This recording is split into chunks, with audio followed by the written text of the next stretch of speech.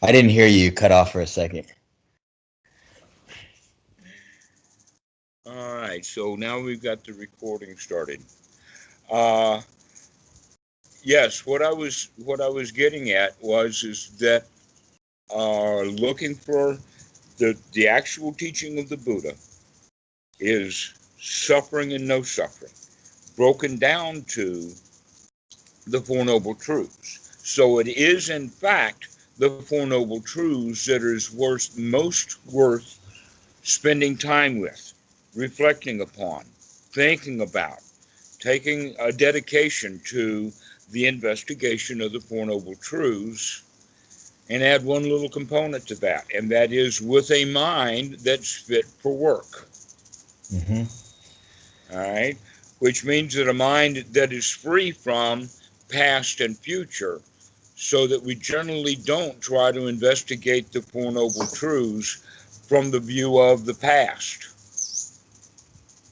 But we do the investigation of the Four Noble Truths from the perspective of right here, right now. And that, so the Four Noble Truths begin to point out a path to recognize how to go deeper and deeper into the mind as we become more and more alert or more and more aware, or in a sense of more and more how the mind itself is fit for work. And by exercising the mind and by beginning to see new things, then we are given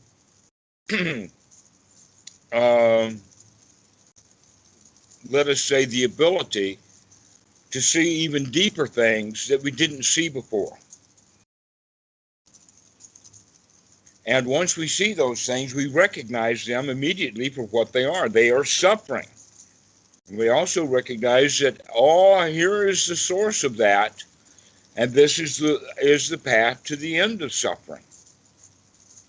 Now, surprisingly enough, the path to the end of that particular suffering, that new deep suffering that we've just identified, the path to the end of that suffering is exactly the same path that we started on our very first meditation class, in the sense of when the mind wanders away, never mind, start again. Okay?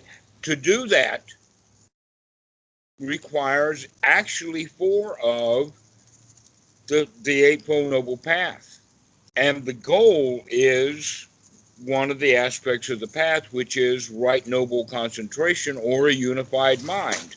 And we can have that unified mind right now if we have the following things. Number one is sati. We have to remember.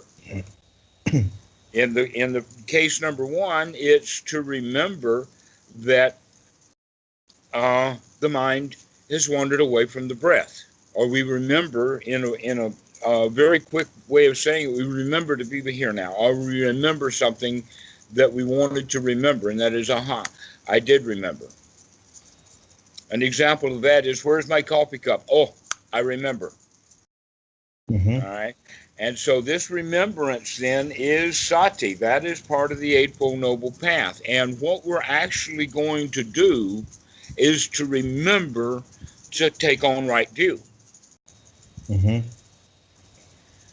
To take on right view. And that means to come out of either wrong view or ordinary right view. And in this case, I'll tell you that the distinction between wrong view and ordinary right view is the difference between what will land you in jail or in disfavor with people versus right view. This ordinary right view will at least get you along quite well in the society that you're in, and that you'll then suffer along just like everybody else does. Okay? And that what we want to put the mind in is supramundane right view. And the supramundane right view, the very first supramundane right view is, I can do this. Now that's a very weak I can do this, but what the I can do this is that, oh, I can watch my breath. I can actually do that. I thought I could before I came in here, and even though the mind wanders away, I think I can do it again. And that's one's right view. I think I can do this. Another one is to see that it's actually worthwhile doing. That it's better to come and take a deep, easy breath and be here now, as opposed to thinking about the past or the future that is problem solving, basically. And so um, we take those things as a start. And that the third right view is basically that it is better to feel good than it is to feel bad. With that, we can actually start to change the way we feel by gladdening the mind, by taking an attitude change. An attitude change. That's also an aspect of the Eightfold Noble Path, but right from the very beginning, it's just a step of the Eightfold Path. It's not quite noble yet, but it needs to be put into effect. And that is the attitude of, it is really better for me to sit here and watch my breath and to feel good than it is for me to pout and think that meditation is hard or difficult or having a mind filled with doubt. In other words, it's better to be free from the hindrances than it is to be lost in hindrances. That's the one's right attitude towards the practice. And now the fourth element that's needed, after sati, remembering to do it, having the right view, gaining the right attitude, now we have to put in the effort. And this is one's right effort.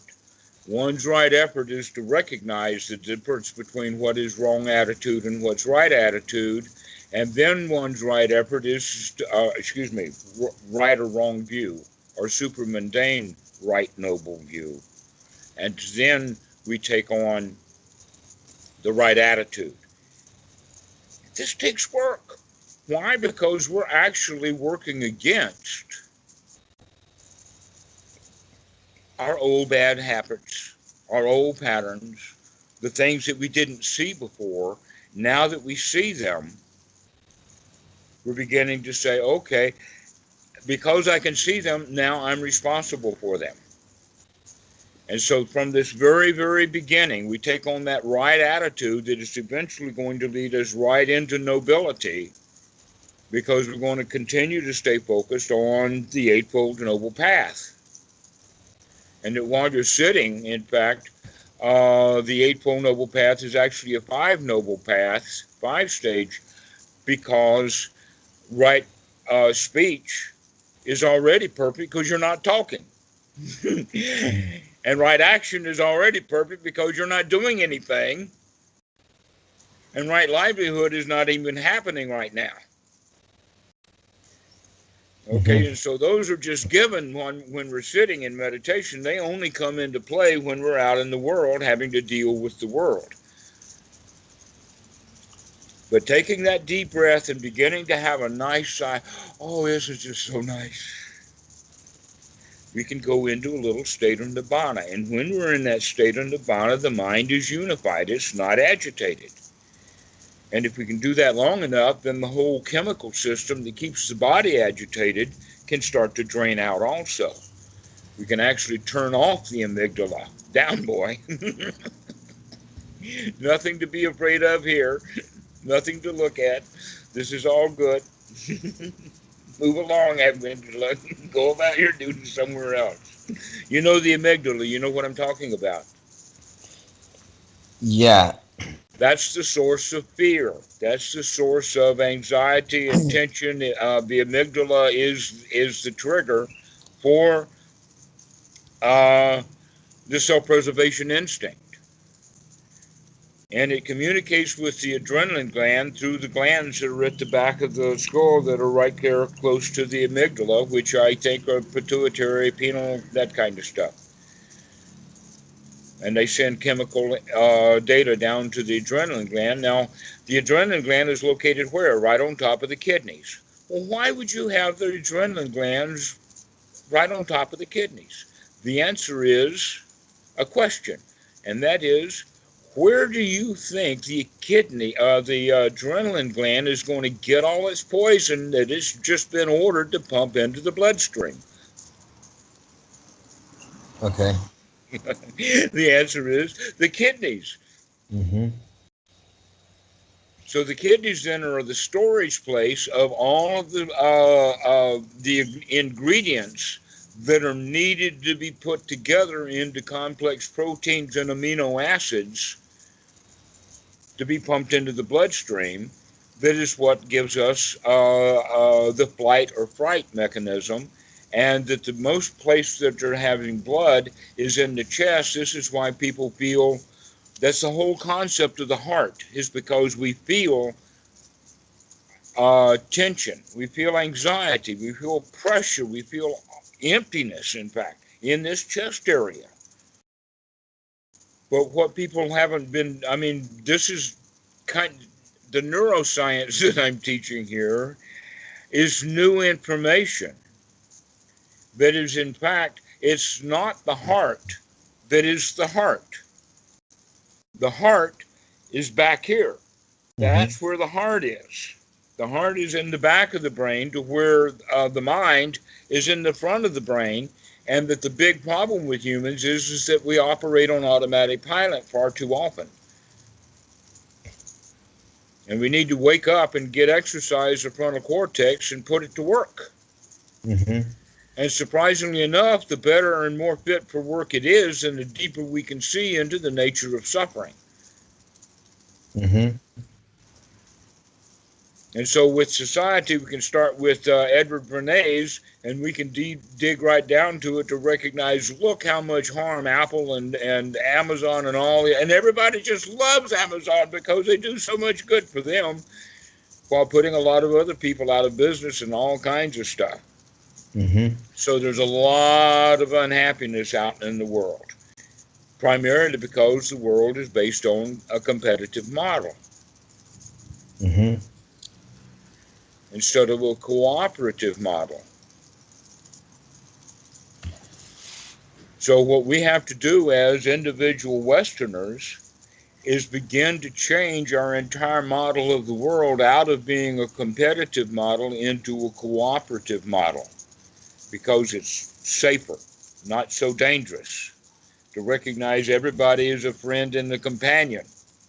There's no competitors, no enemies here. Mm-hmm.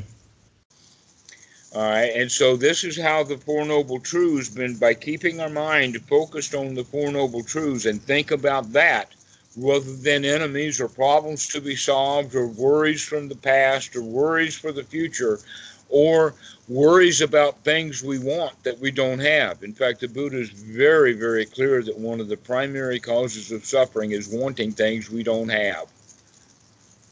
Mm-hmm. Gives us a job to do. Go out and get it by hook or crook or violence or I want it or whatever, and all of the suffering that goes with it. When if people would understand that wanting something we don't have is suffering, and that if I can come to a state of homeostasis, of completeness, of happiness, of satisfaction, then I don't want anything, and that's the opposite of suffering.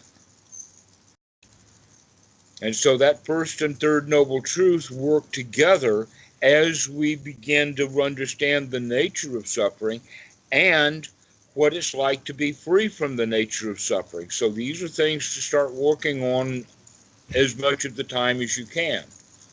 Eventually, we'll get down to dissecting the second noble truth. In fact, we've already done a bit of that. The second noble truth you can see, in fact, everywhere. Let me give you a clear example of it. The Republican Party. All right, here's how the Republican Party works. First off, the Republican Party is financed by very, very wealthy people who got very wealthy because of greed. And what they want more of is just more greed, and what they want is power. And they're willing to pay off politicians and support them legally in order to get their way so that they get more wealth, more power. I mean, that's what the tax cuts were all about. That happened, what, a year and a half ago or so. All right. So now you have the politicians who need to get elected to office, and they cannot be honest with their constituency because they are in fact in allegiance to the very wealthy, and the very wealthy are intending to gain more wealth from the poverty of the people, robbing the middle class and making them poor so that the wealthy and the super wealthy get richer and richer, right? Well, the politicians can't be honest with the people. They've got to lie to them. And here comes the ignorance in the form of lies. And so what the politicians say is, oh, it's not my problem, and it's not your problem, and it's not the wealthy people's problem. The problem is those people over there, the ones who don't look like you, the ones who don't act like you, the ones who don't have the same religion or the same color of skin, or they're brown or whatever like that. And so the politicians are now paid to lie to the people to cause them to hate. Greed, ill will, and delusion in the form of lies. And that's the second noble truth. And it's the entire way that the Republican Party manipulates the people. I'm not saying Democrats or anybody else don't do it. In fact, everybody does it, but the Republicans are so damned good at it that they're an excellent example. Okay. So look into that and see what I'm talking about. Make sure that you understand, because you need to unravel your own idea of how society works. Mm-hmm.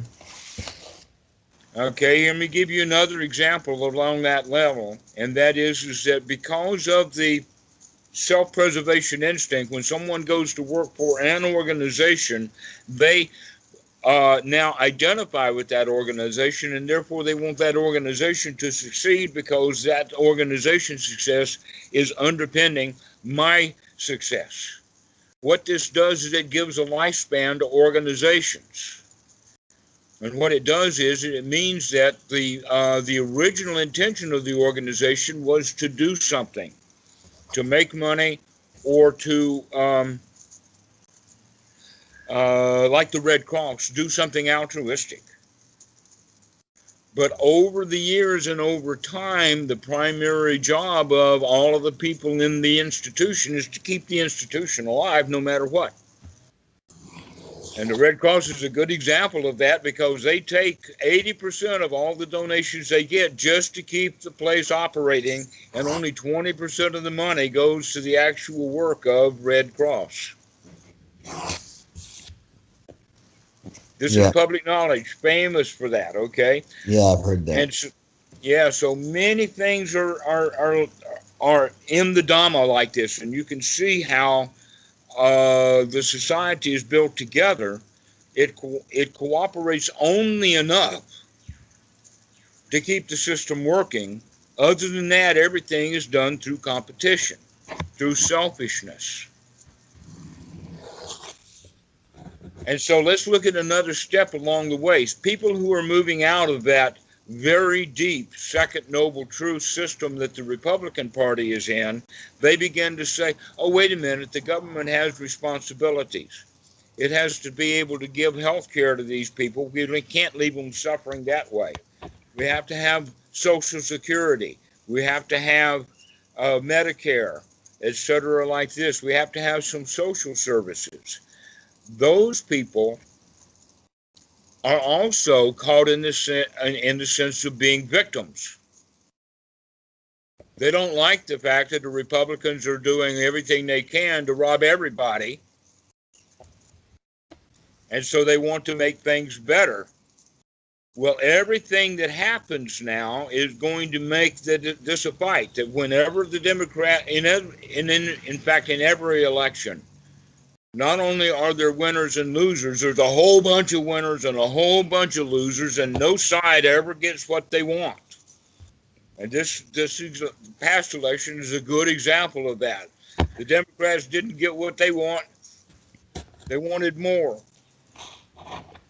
The Republicans thought they got what they wanted, and now they're not sure, and everybody's confused, and nobody's happy. Every election winds up like that. Every election winds up, all sides are dissatisfied and unhappy.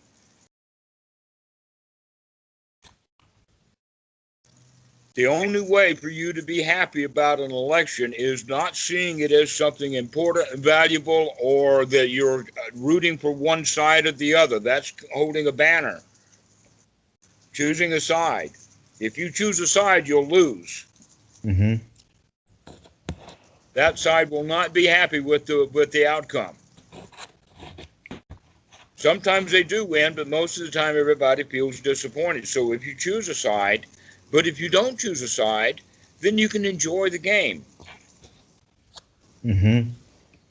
Sort of like, let's take this example. At a major football game, Rose Bowl or whatever like that,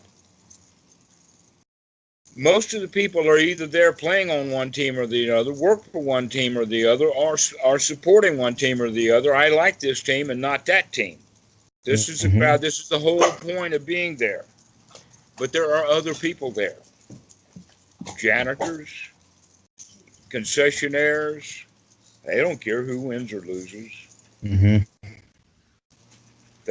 What they're looking at is how big is the crowd, how much money I can make, and so they don't really care who wins or loses. All right, so that's still an ordinary view, but it's a whole lot better view than being associated with a sport team.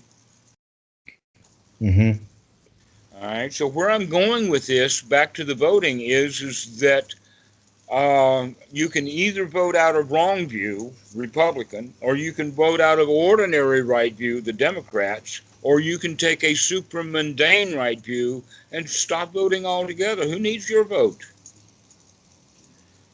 Mm-hmm. And yet they'll scream, we need your vote, we need your vote, we need you in here, right? They don't need you. They can war on, and it doesn't matter whether they win or lose because they got your vote or not. It's not going to change the game.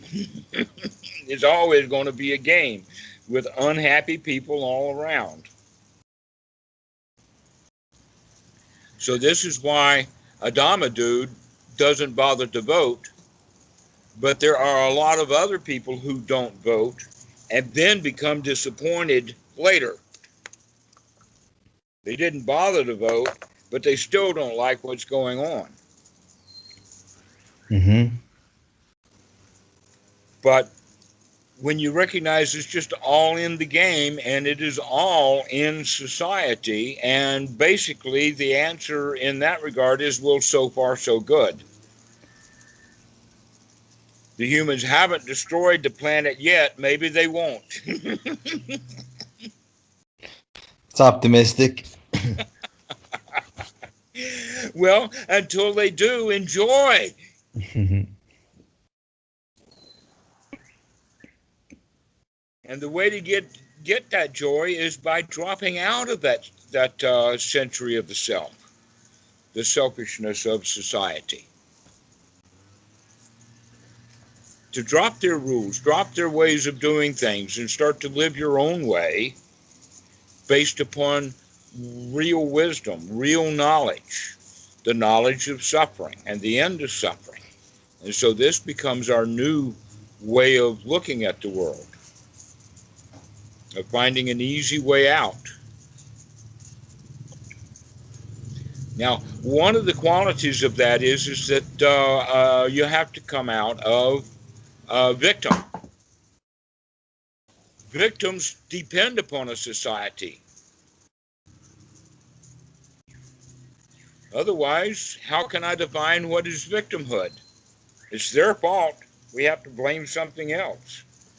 But when we come out of victim's position, in fact, in that OK Corral, that very one that got me started, to come out of I'm not okay into the state of I am okay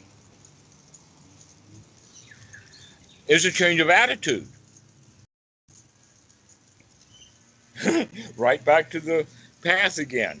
So we have to remember to take on the attitude of being a winner.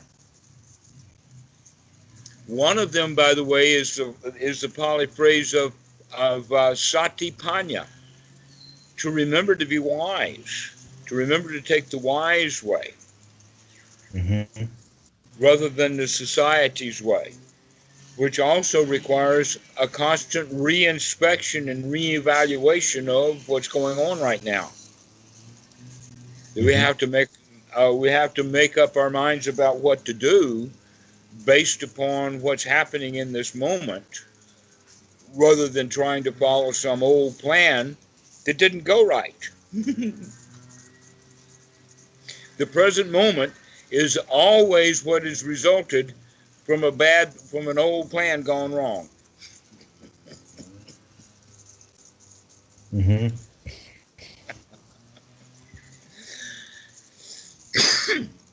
And if we can laugh at the joke that, yeah, it was just a plan that's gone wrong, then we're not attached. But if it's, oh, my plan, oh, I want my plan, then now we're in suffering. We're not in the here now. Mm-hmm. And so this is the quality of wanting to keep the mind focused as much of the time as you can, not on the past and not on the future, but in fact on the Four Noble Truths. To start seeing the sources of suffering in the society, in others. An example of that would be when somebody's angry at you. Don't see him as angry, see him as suffering. He's hurting right now. Mm-hmm. And because he's angry, even if he's angry at you, don't see him as enemy. See him as a companion that is suffering. This is real compassion and is actually a noble right view. To see someone as angry and you feel defensive and you want to protect yourself against them, that's all wrong view. And it leads to suffering. In fact, doesn't lead to suffering. This is already it, full blown. There it is. Mm-hmm. So how can we bring it to an end now? Well, the answer is to bring the attitude change. To stop seeing him as an angry enemy and start seeing him as a companion who is suffering. Mm-hmm. So this is a way of applying it a little bit deeper and deeper, and we'll go over the various levels as we go through the Fetters.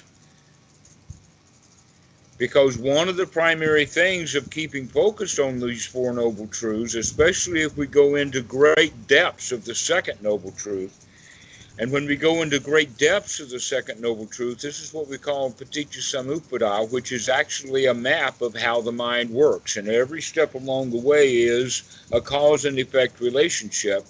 And when we see that as a right, proper connection, that this happens and that causes this to happen and that causes this to happen, now we begin to understand how the mind works completely. And by doing so, we come out of personality view.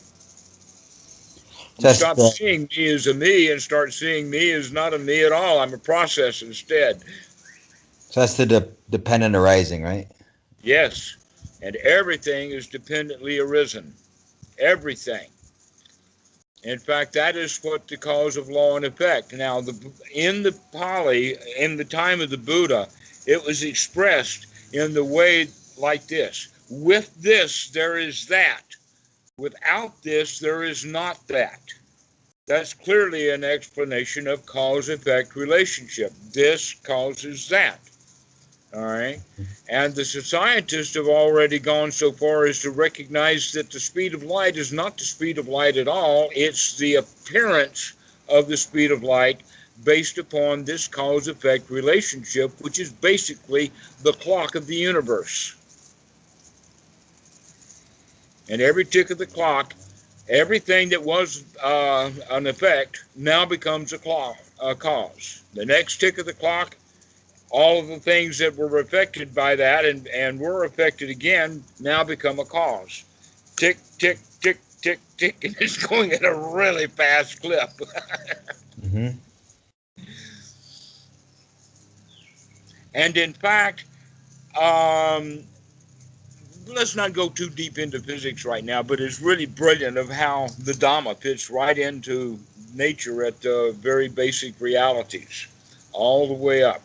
Everything fits in really well together. So, knowing that this is cause-effect relationship is constantly marching forward, that means that everything is constantly changing. This Mm-hmm. gives rise to that very important quality the Buddha talked about called anicca. Mm-hmm. And every time something changes, some sort of suffering is happening somewhere. Anicca causes suffering. Isn't Nietzsche impermanence? Is that the same And thing? exactly, that's what we've been talking about. Cause effect relationship is that thing that happens that is anicca. It's impermanent. Everything is constantly in motion, which means things are constantly colliding together, and those collisions, each one of them at some microscopic level, can be called suffering. Causes heat, causes friction. Mm-hmm. Okay? And there's something's going on all the time, and eventually it will rot your laptop to the point of malfunction. Mm-hmm. And some things are affecting that. One of them would be heat, another one would be the combination of moisture and how much carbon dioxide there is in the atmosphere, which causes a thing called carbonic acid, which eats metal. So the air itself eats your computer. Hmm. Interesting. Heat itself speeds that process up. The next one is dirt that comes in from the atmosphere also prevents airflow as it builds up. That's why fans always get dirty blades and they lose their efficiency with that dust and dirt that's collected around the fan. Okay. And by the way, it collects on the fan easier because there's a lot of electromagnetic energy with the electric motor this they're whirling on the blades and the fan's cage and all that kind of stuff. So all of that same thing is happening at a much more microscopic level down inside your computer. Mm-hmm. You can see the buildup on the fan, but you can also see the fact that over time the whole computer is being covered with dust on the inside. That dust will cause more heat. More heat will cause more carbonic acid to do its work. Mm-hmm. So a good idea, by the way, as a computer scientist, I'm mentioning take your computer apart and shake it out, dust it off occasionally, once a year or so. Give some life back to it. So anyway, everything changes, and because of the change quality itself, I've just given you a fairly detailed version of how it rots the computer. The same things happen rotting the mind at a chemical level, Mm-hmm. and they rot into what we call habit.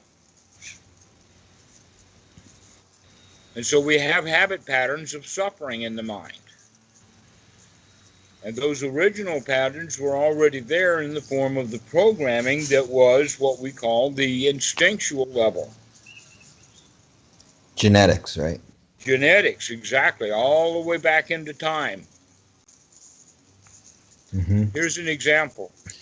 Two primitives, 100,000 years ago, maybe a million years ago, and they're walking down down the path, and a noise happens behind them. One just takes off running, and the other one turns to see what it was. Guess who got eaten? The one who was Yeah. afraid or the one who was curious? Curious, I guess. The curious got eaten, and Yeah. the fraidy cat stayed alive. And his descendants are Republicans in the Deep South.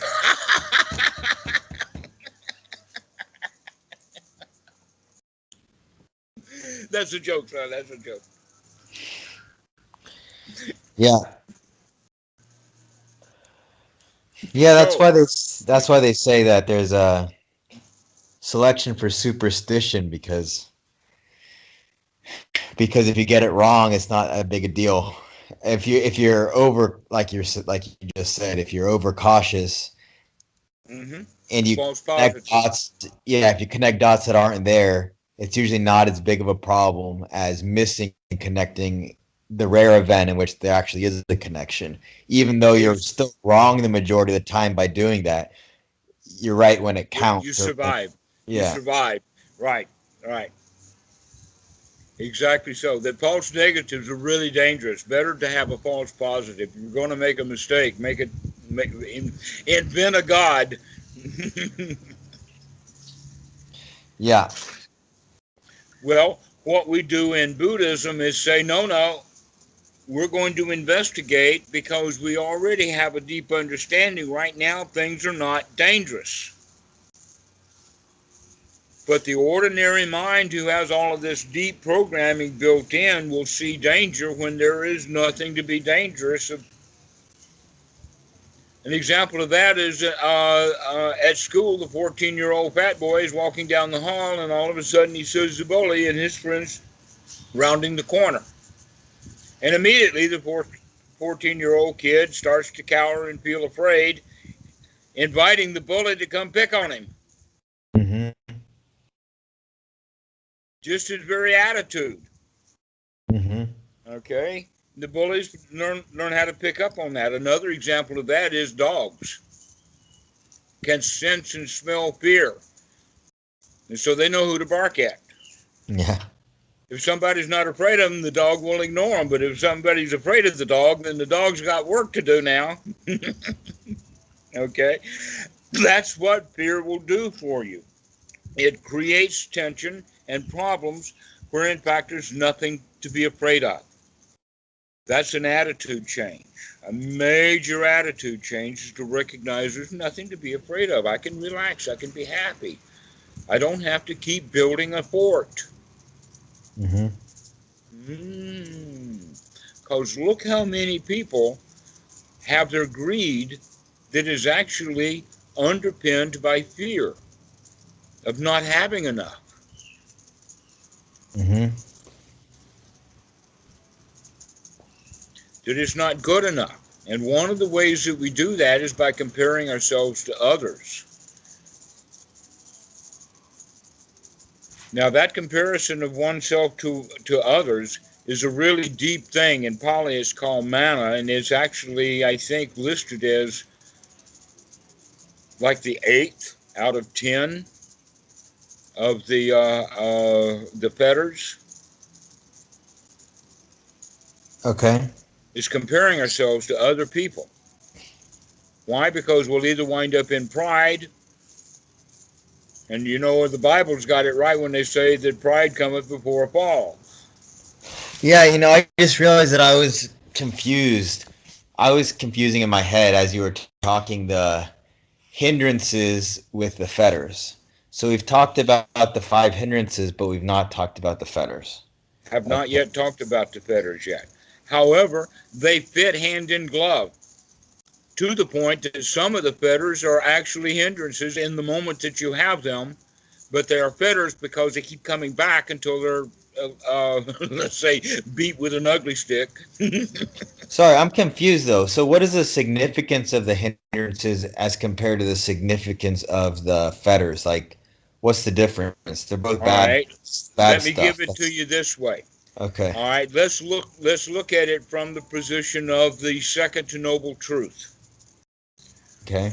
All right, the second noble truth is greed, ill will, and delusion. All right, how that manifests as hindrances is wanting things we don't have, not liking things that we don't like, having doubt, having restlessness and remorse. You can see the second noble truth built right in there in the hindrances that are experienced right here now in this moment in the mind.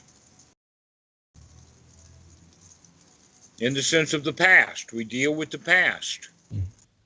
We deal with the future. Past and future is right there in those hindrances, but now I'm expressing them totally in the sense of the second noble truth. All Okay. right, now let's go to Fetters.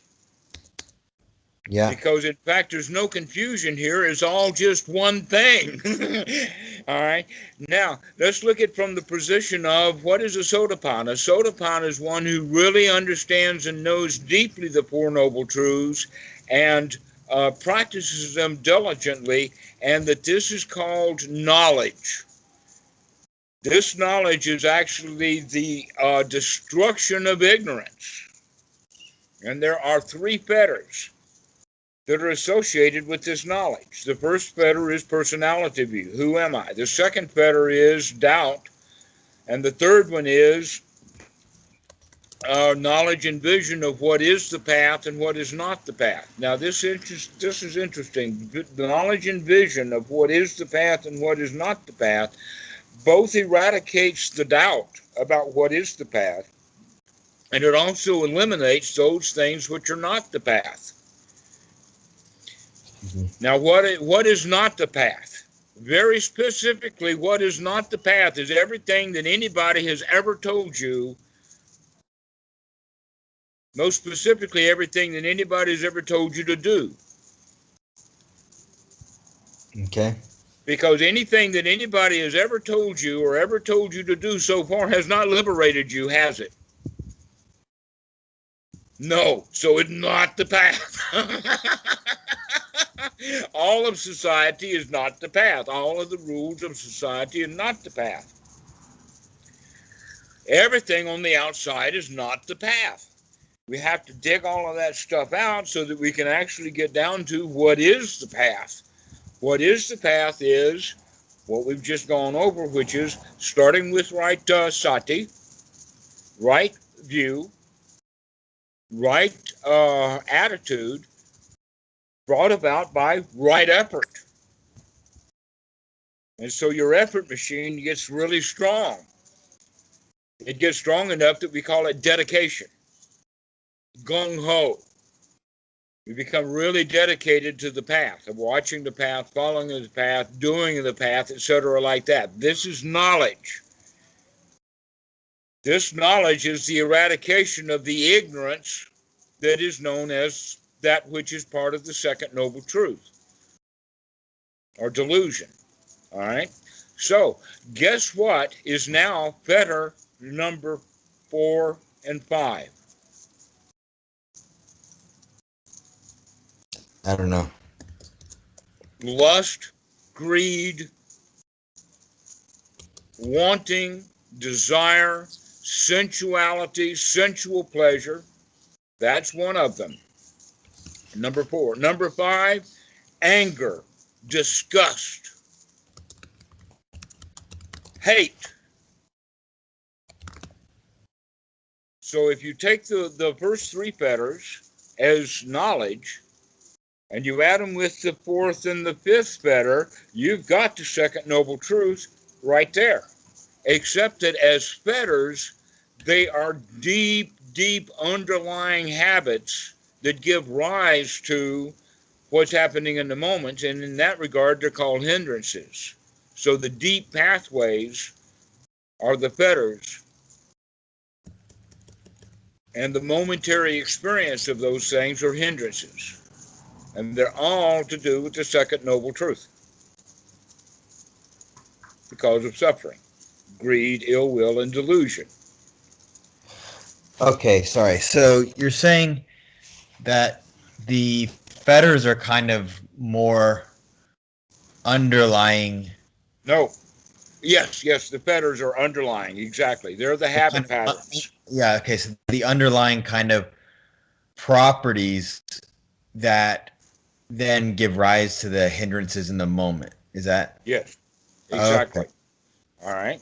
Yes. So the underlying tendency, or let's call it this, the ability to get really pissed off, is the foundation for at the moment when I actually do get really pissed off. I get it. That underlying fetter is still down there. It's the source that's going to bring out. So one is available in this moment, and the other one is the underlying tendency. I see. So I'm using, by the way, that phrase underlying tendency loosely here. That needs to have a good, clear definition. Okay, so I see. So then if one wanted long term to then stop the hindrances, then one would have to work on the fetters. No. Uh, The way to rot the fetters away is constantly working on the hindrances to see them as they come up Okay. and to not give them any power. But I mean, once the fetters are gone, then the hindrances are gone too, then, right? No, not necessarily. Let us say that they will rot away together so that they lessen and lessen. Okay. All right? Because in fact, the real issue is the fetter, the underlying tendency, and that as that rots away, then its effect in the mind of the moment will be less and less. Yeah. And for instance, less often. Let's Yeah. use the example of anger. Someone who is prone to anger, um, once he recognizes that it is a hindrance and a fetter, then he is putting himself on guard to notice it. And the first thing that will happen is that he will be angry, and he'll know that he is angry, and he knows that he does not want to be angry, but he does not have the energy or the skill yet to stop it right then and there.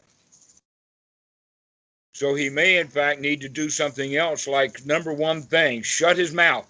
You shut your mouth. You catch yourself angry, the number one and first thing to do is to stop talking, no matter what.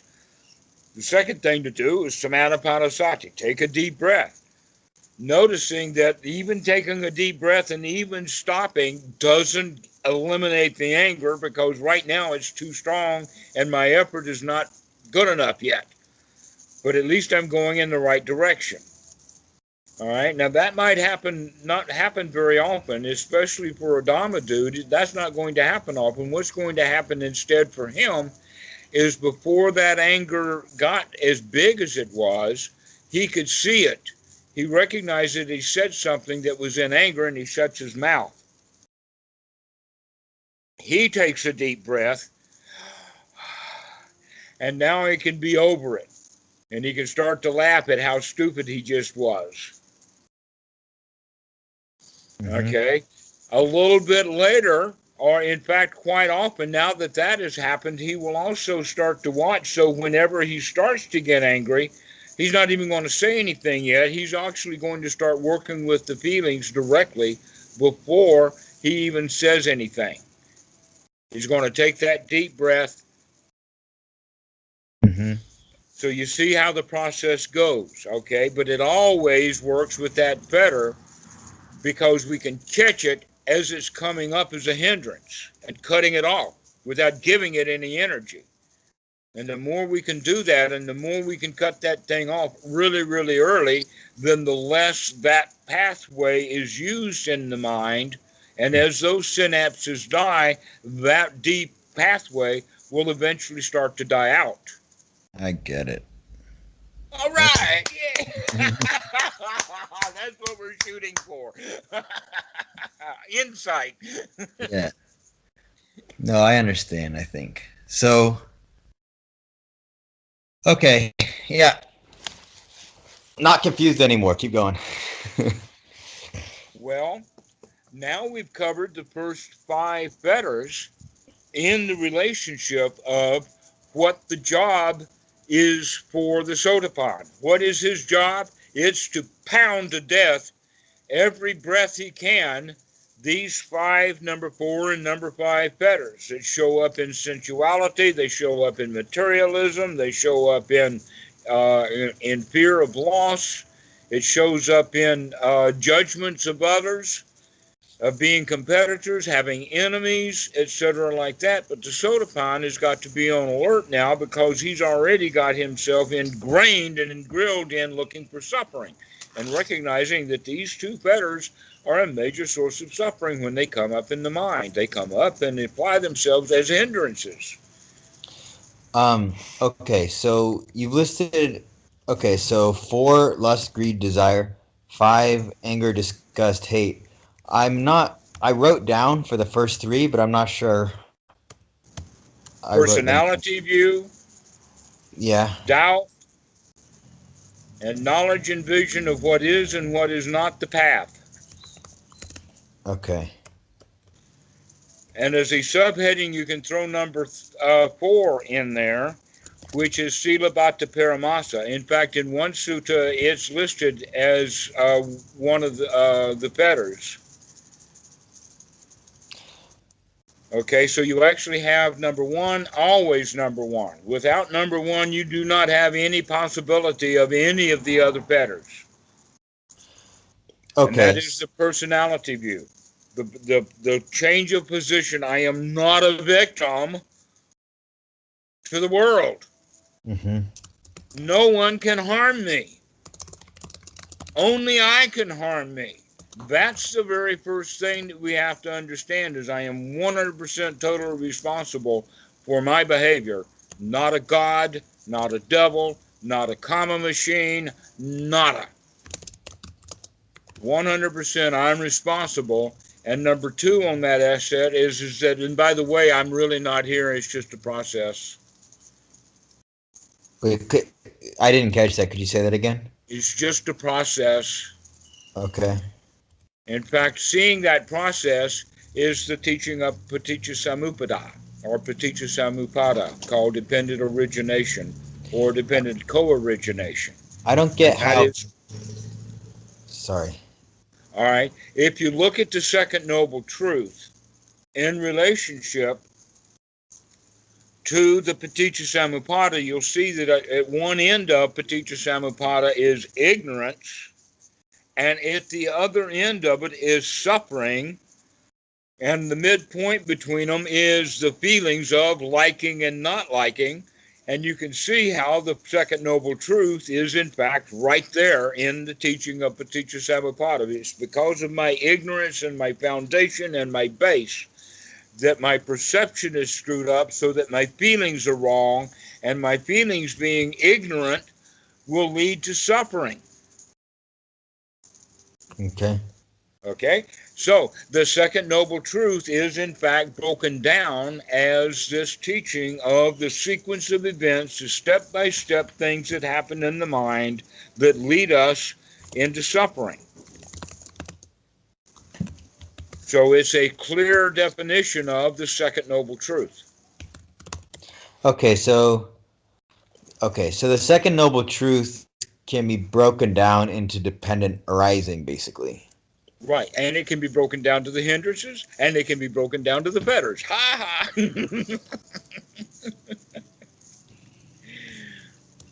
And there's other cases where the second noble, the second noble truth apply. It's all over the place. Greed, ill will, and delusion. You keep those things. Lobha, moha, dosa. That's the whole show. Because if our feelings are not ignorant, if our feelings are wise, then we have a chance to do something about them as that sati arises. And if we have wisdom at the point of contact, as the feelings just barely arise, as soon as we're contacted by something, we know.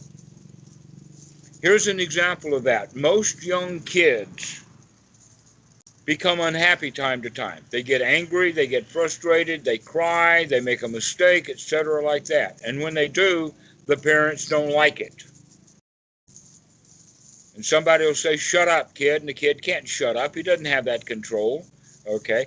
So, the job then of someone who's awake is to recognize that they don't like to hear the child crying, and they'll comfort the child or tease the child and bring them out of their sadness instead of being angry at them. The normal way of doing it is, I don't like that child crying. I want him to shut up, and I'm going to threaten to hit him.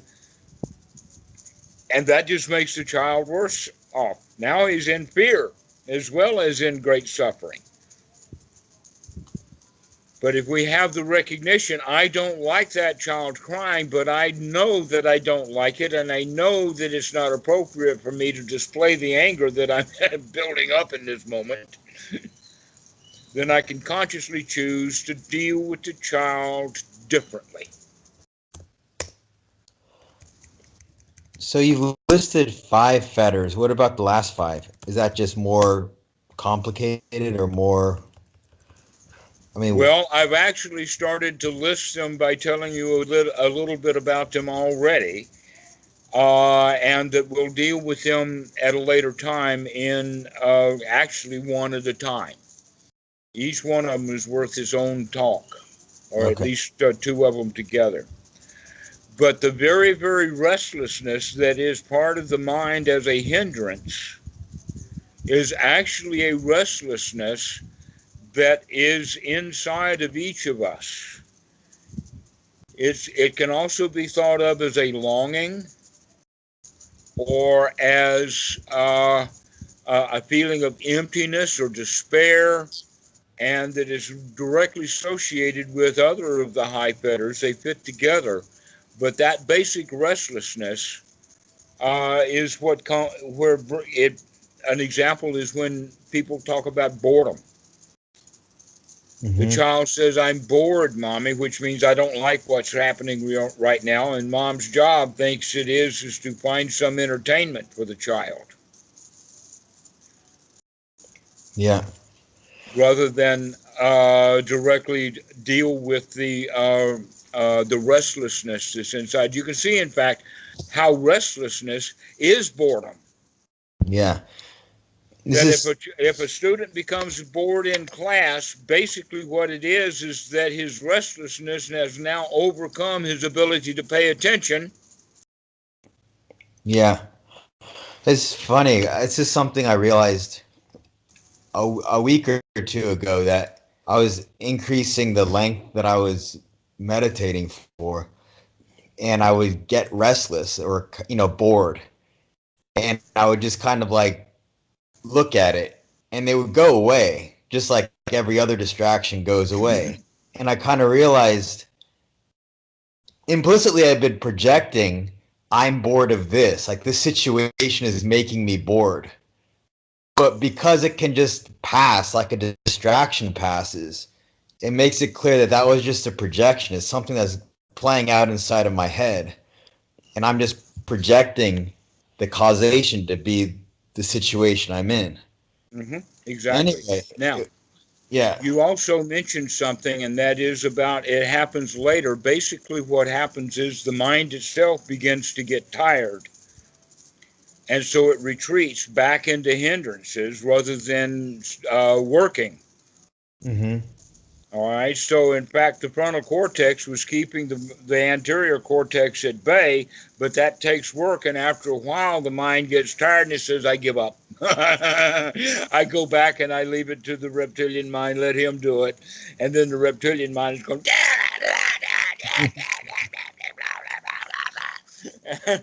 because that's its job, is to stay alive and keep things working and functioning and all of that. It's sort of like automatic pilot. Hmm. Um, and so the hindrances then arise with that. Now, here's something that's really amazing. There is a part of the anterior cortex called the cerebellum. Hmm.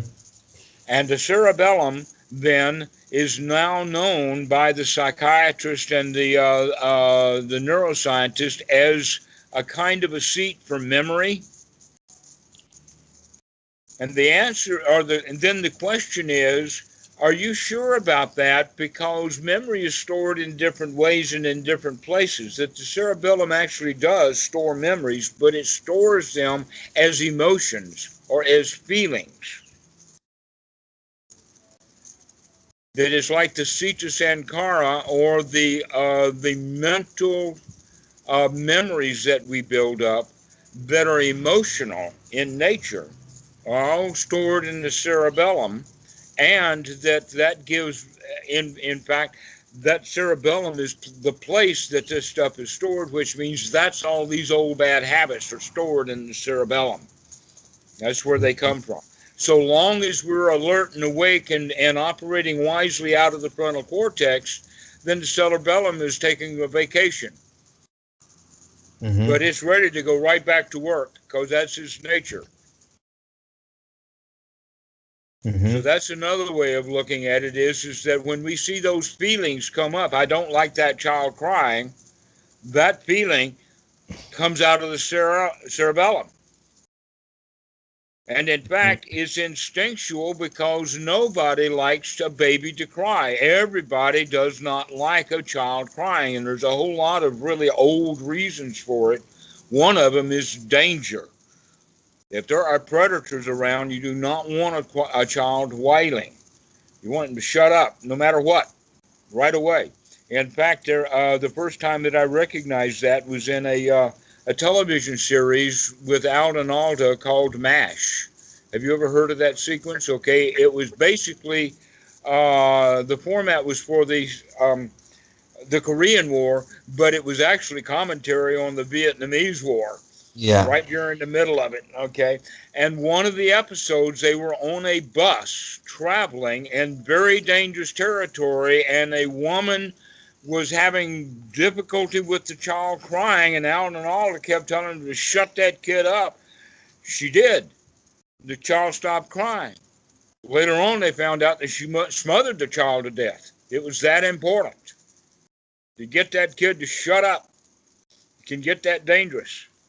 Naturally, Al and Alda spent the rest of the series feeling bad about it. So that's what we're getting at is that there is something deep in there that we do not want to hear a child cry. Another one is that the child probably is sick, and we don't want the child to be stressed. So we want it to be quiet. And when we see that the child is crying, but we see that there's no visible reason for the child to cry, that it's all emotional, that's when we really want the child to shut up. And so that's why it's so often for people to deal with children so inappropriately. They make the child even more of a victim by getting angry at the child rather than being taking care of the child whenever he feels bad. I know I've seen that right here in the house. I'm talking about actual stuff that I've seen happen. That I don't ever see my wife angry. The only time she gets angry is at Kitty. The last time it happened was that Kitty was experimenting with scissors and got a big package of soap. And as she got it open, she also dropped it, spilling all the soap on the floor. Just a 5-year-old. The next thing I know, Kitty's out here running for protection from Mom because Mom is pissed off. And it took a good 20 seconds to get a smile out of Mom.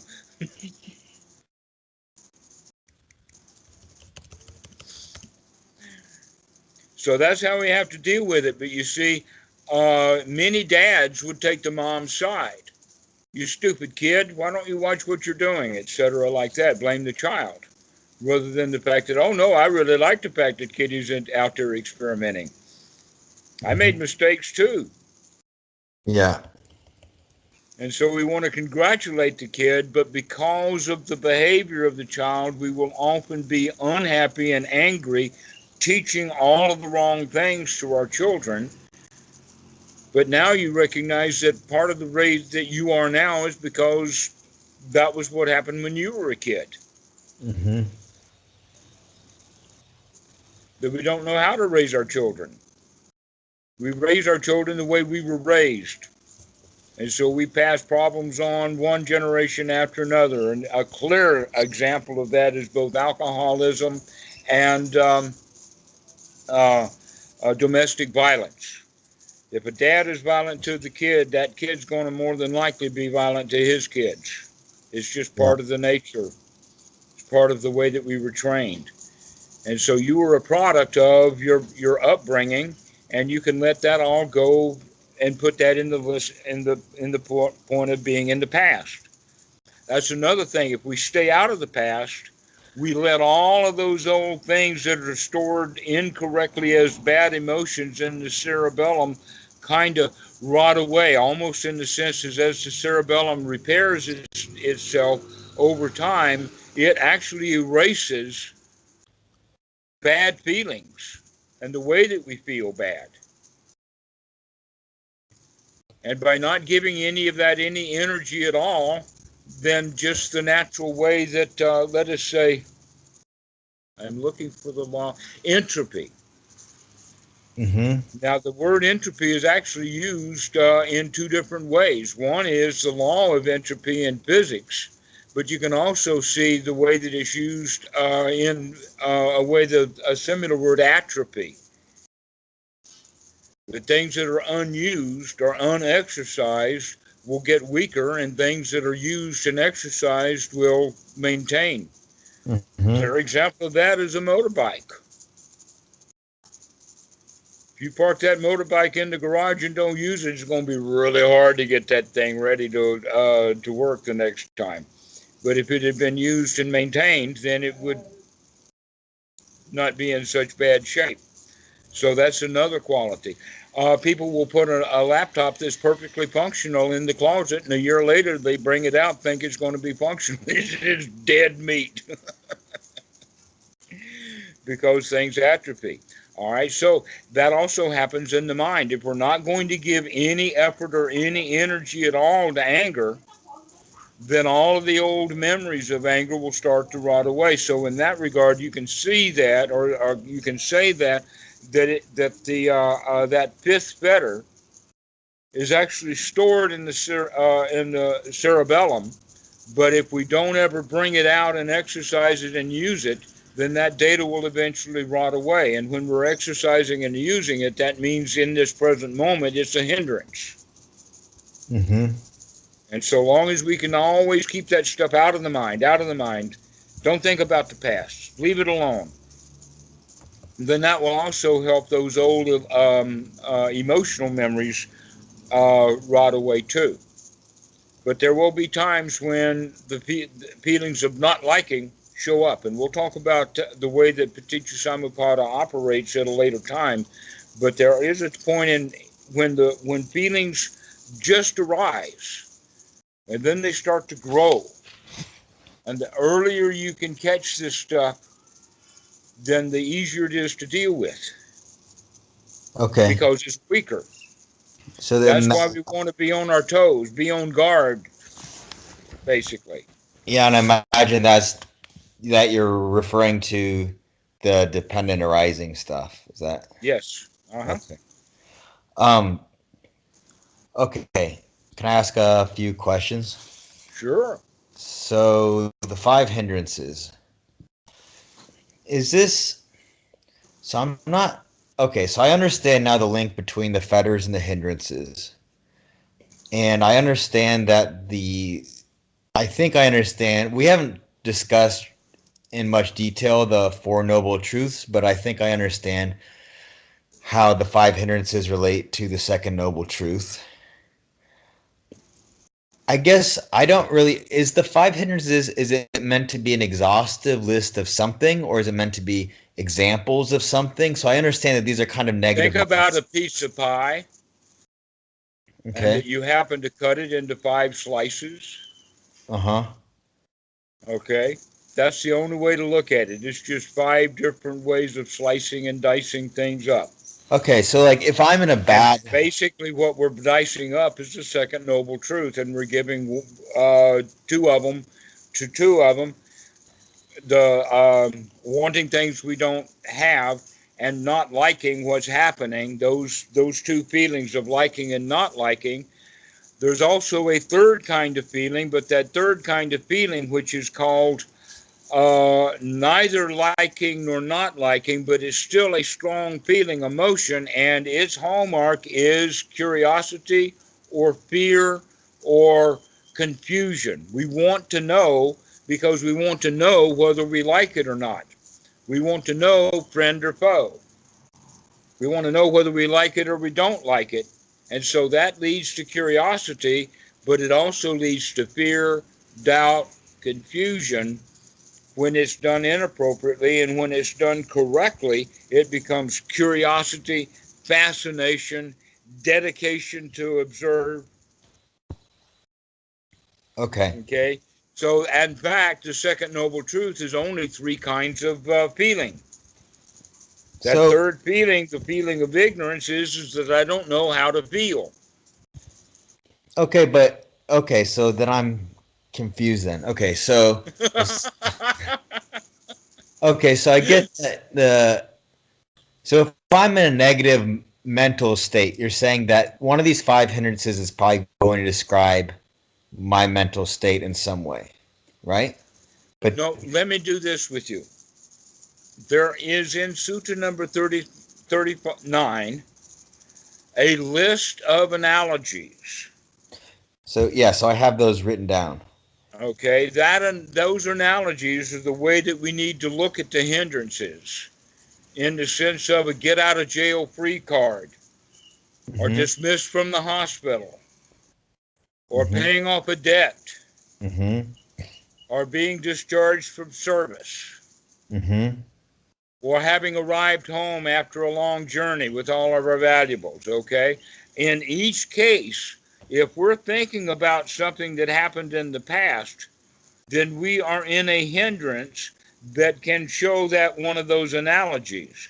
And that when we're free from it, that means like we've got the jail. When we're in hindrances, is like we're in jail. When we're in the moment and not in hindrances, is like we're out of jail, get out of jail free card. When we're in hindrances, like we're sick. When we're out of hindrances, like being out of the hospital. When we're in hindrances, like we've got work to do. When we're out of hindrance is like freedom. I don't have any job to do. I can just simply enjoy the moment. So you said that it's basically like cutting up the second noble truth into five different pieces. But then you gave a different example, a different way to cut it up into three pieces. So is that basically you're just saying it's the same pie, there's just different ways to cut it up. One is the five noble truths, or sorry, the five hindrances, and then the second way is either clinging aversion or this intermediate in which you're not sure or is kind of ignorance about whether it's clinging or aversion, but it's still some emotionally charged thing. So basically, Yes, it's five pieces of the pie versus three pieces of the pie, but it's the same pie. it's the same pie. Okay. Okay, so let's take two of the pieces off the table. All right, the one piece that we're going to take off the table is greed and all that's associated with it. I want something I don't have. I want it. All right, Mhm. I like it. This is sensual desire if it's for a girl, or it's lust for a girl, or it is for a new car, or a material possession, or a weapon, or joining a club, any kind of thing that I want. All right, so let's put that as a hindrance and also one of the three parts of the noble truth, and we'll also put it as fetter number 4. Mhm. And grab all of that stuff together and put it in a pile over there, and we're going to put a label on it, and we're going to call that label greed, Okay. wanting. Okay, and that all of that comes with a feeling, and the feeling that's underlying all of that is called liking. I like it. It's pleasurable. It gives dopamine in the brain. Hmm. Okay, all of that stuff then is one of the three uh, parts of the second noble truth. Is one of the five fetters, and is one of excuse me, 10 is one of the 10 fetters, number 4, and it's one of the hindrances, number 1. Greed. Okay, so that now we're taking that one off the table. We're going to take another one off the table, and that is I don't like it. It does Yeah. not give me dopamine. It gives me something else that I don't like. All Yeah. right, That a was easy. feeling. Yeah. Right. That can ripen all the way into hatred, ill will, wanting to destroy, wanting to quit, wanting to get out, etc. Like that. All of that can be put into another box. That's the second hindrance. It's fetter number 5, and it's the second of the three uh, aspects of this second noble truth. Now we have to deal with that last one, ignorance. Ignorance is the one that's complicated. All right, ignorance in the second noble truth is now represented by 3 of the hindrances, and 3 plus more of the fetters. Yeah, I can see restlessness. That's easy. Okay, restlessness is a hindrance, but restlessness itself is part of ignorance. Yeah, I know It's that makes sense. Yeah, which is it? Do I go? Do I like it? Do I not like it? Okay, yeah. that's the ping pong quality of it. Is that I'm trying to settle on do I like it or do I not like it, and I am unsettled. I can That's see. restlessness. Yeah, I can see doubt also. That's easy to see that also. Exactly. Okay. So the fifth one then is sloth and torpor. Well, sloth and torpor are such ancient words. Let's get it down to something that's useful. Okay. Let's look at it as sleepiness and laziness. Okay. Sleepiness is different than laziness, but they're both based in ignorance, especially sleepiness. You're losing consciousness. Mm-hmm. So that's a quality of ignorance. Okay. But you could also say that laziness is the same thing as boredom, which is closely related to restlessness, which is still directly related to this quality of ignorance, of not Okay. knowing. Okay. And in this quality, the laziness comes in not knowing that it's worthwhile doing anapanasati. Okay. It's ignorance, in fact, of the Four Noble Truths when they're not even noble yet. So laziness is the quality that I don't know whether it's worthwhile practicing right now or not. I couldn't care less. Again, a form of ignorance.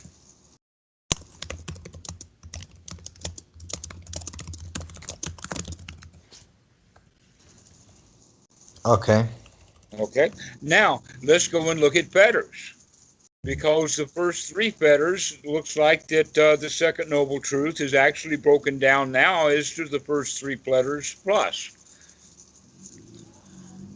And Mm-hmm. we see that there's three fetters that are associated also with ignorance, just like three hindrances were, but they manifest themselves differently.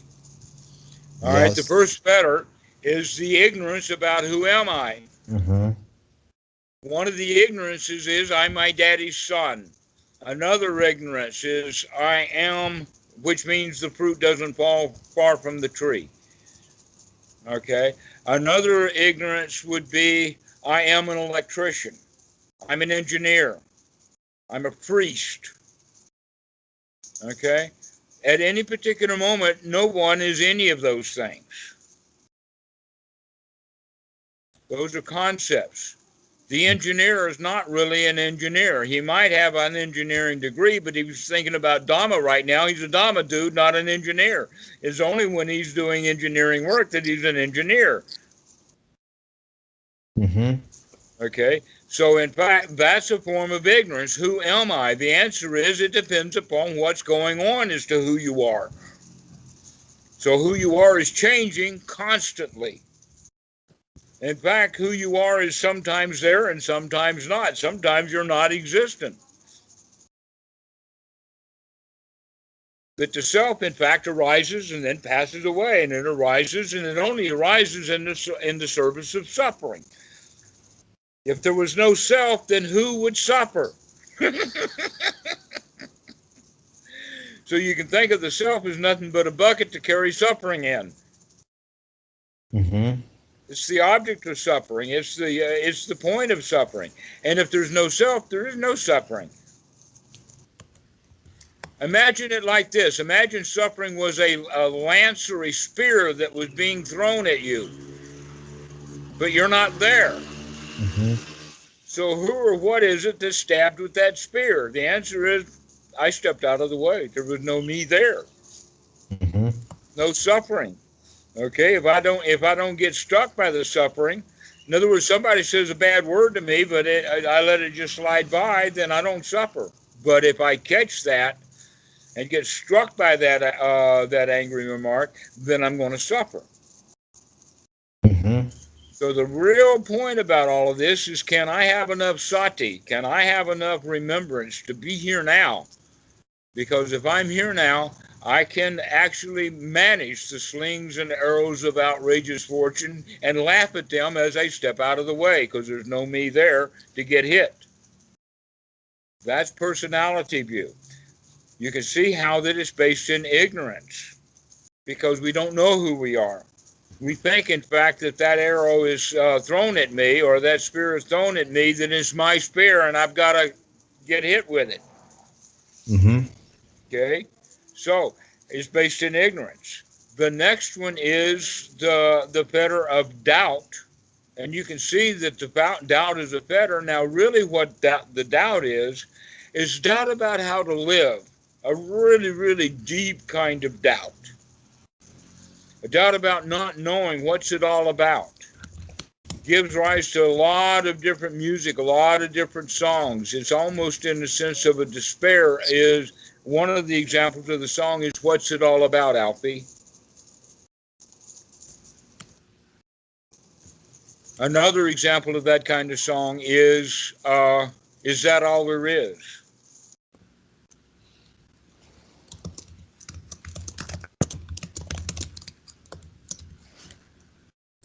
All right, so it's real an existential doubt about what is life, what's it all about, etc. Well, after we do a thorough investigation of the Four Noble Truths, and especially the second Noble Truth, we come to understand who we are in relationship to reality. Much of the doubt about who I am and what is the right way to live is washed away. And the final washing away is when we come to understand what is the noble path and what is not the noble path, then that's when all doubt washes away. And as that doubt washes away about what is and what is not the path, that's when we're actually on the path. And when we're on the path, that's the path of the Sotapan, of being on the Eightfold Noble Path, moment by moment, or every time we can remember it. And we're dedicated to remember, to be on the path. Knowing that anytime that I go off the path, that means that I just went into a ditch. Ha ha. And so by avoiding the ditch and staying on the road, that's all we've got to do. That makes life really easy when you know your path. When you know the right way to go, you know which is the next step. All you have to do is just look for where to put your foot. The path is well laid out. And you're free from doubt. That's really a major change in life. When you're completely free from doubt and you have knowledge and vision of what is the path and what is not the path, and you recognize what is not the path is everything I've ever been told. Every ceremony. Look how many different ceremonies there are. There's wedding ceremonies. They say, till death do you part. How many marriages last that long? Not many. Not anymore. How about a funeral? What's the point of a funeral? The point of the funeral is twofold. One is to deal with grief, and the other one is to deal with the dead body. Unfortunately, funerals only do half their job, and the people who are left with the grief still have their grief and a big bill. So funerals don't do what they used to do. They used to be a really good goodbye. Now they're just an empty ceremony. Another one, my favorite. Taking Jesus as your Savior. Mm-hmm. Why? So you can be free from sin. How many people become free from sin by taking the ceremony of baptism and taking Jesus as their Savior? I don't think it's ever happened. I don't think it's ever happened. Sometimes marriages work. Sometimes grief is dispensed. But people becoming free from sin through a ceremony does not happen. I can see where it might. It might if somebody decides, oh, I'm going to actually do this now. I'm going to be on alert. I'm going to have Jesus on my shoulder every minute. I'm going to keep remembering, and I'm going to actually be free from sin. Mm-hmm. Because you talk about sin and the wages of sin, you can see that, in fact, that's what Jesus taught too. He was teaching suffering. The wages of sin is death, and that's just a form of suffering. It's the ultimate suffering, but that's the whole point, is that to become free from sin also means that you have a high moral life. Well, having a mind that's pure and free from suffering is also free from sin. Very high moral grounds we have. Except the Christian, all they have is an empty ceremony. It's almost like a ladder to Jesus, with the ladder doesn't have any rungs in it.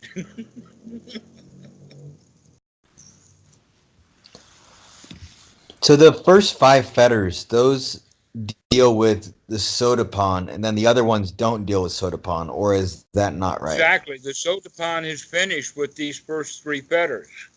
And Oh, now just he's on the path. okay. This is clearly laid out in the Sutta number 2, in the Sabha Asava Sutta, in verse number 11, if you've got Bhikkhu Bodhi's translation.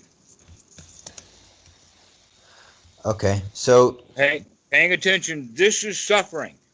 This is the cause of suffering. This is the end of suffering. Wisely attention, paying wise attention on a regular basis over and over again to what is the second noble truth. This is the cause of suffering. By doing that over and over, 3 fetters are abandoned in him.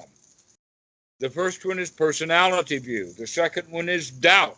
And the third one is attachments to rites, rules, and rituals, giving rise to the real issue of knowledge and vision of what is and is not the path. No doubt left.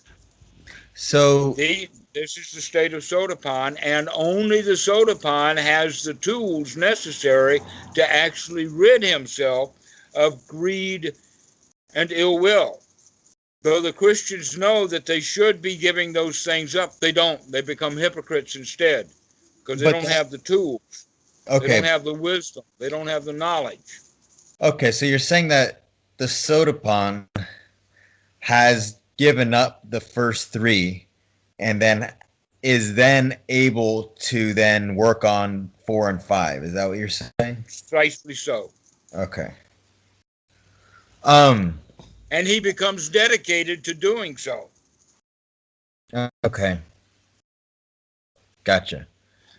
So, okay, so I get it. So there's 10 fetters.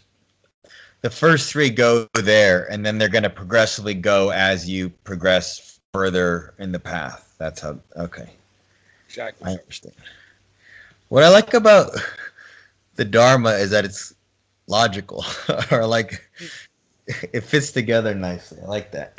It does. The Buddha talks about it in several ways like that. One of them is calling it a handful of leaves. Mm-hmm.